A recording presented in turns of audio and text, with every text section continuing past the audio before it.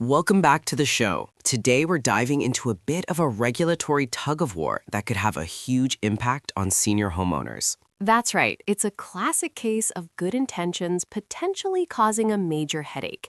We're talking about the National Reverse Mortgage Lenders Association, or NRMLA, squaring off with the CFPB. The Consumer Financial Protection Bureau. Usually they're on the same side of protecting consumers, but this time NRMLA is waving a red flag. So here's the setup. The CFPB is proposing changes to Regulation B. Sounds thrilling already. I know, stick with me. It implements the Equal Credit Opportunity Act. Basically, they want to tighten up rules on fair lending, specifically looking at special purpose credit programs. Okay, so these are programs designed to help specific groups that might usually get denied credit. Exactly. Usually, you can't use factors like age or race to make credit decisions. That's a big no-no.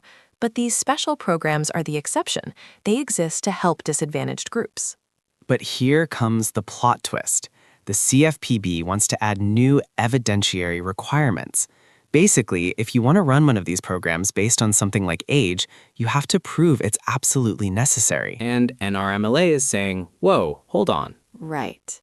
In a letter sent mid-December, NRMLA President Steve Irwin, no, not the crocodile hunter, warned that this new burden is way too heavy. The proposal requires lenders to prove two things. One, that this group wouldn't get credit otherwise, and two, that you literally couldn't design the program without using that prohibited factor, like age. And that first point is tricky for reverse mortgages. See, an older borrower might actually qualify for a regular forward mortgage on paper. Right, they might have the credit score. Exactly. But they might be asset-rich but cash-poor.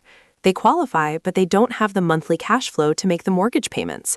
That's the whole point of a reverse mortgage. No monthly payments. Then there's the second prong of the test, proving you can't do it without using age. Which is scientifically impossible for a reverse mortgage.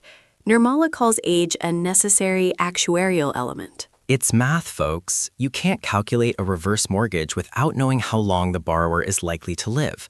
Life expectancy determines the risk and how much money they can borrow. Precisely. Irwin wrote that there is literally no alternative factor that can substitute for age here. It's not arbitrary, it's the engine of the loan.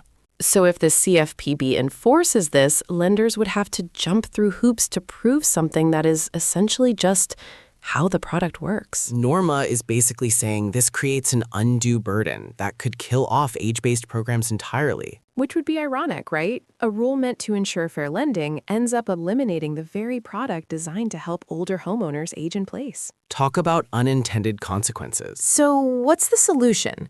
NRMLA is asking the CFPB to just clarify the rules. They're pointing out that the law, ECOA, already allows for favorable treatment of elderly applicants, defined as age 62 or older. Right. They're saying, look, we're already allowed to do this. Don't make us prove it from scratch every time as if it's a new special program. It seems like a reasonable request. HECMs, home equity conversion mortgages, require you to be 62. That's the law. It shouldn't be treated as a suspicious loophole. We'll have to see if the CFPB listens to the feedback before finalizing the rule. We'll keep an eye on it. Thanks for listening, everyone. Catch you on the next one.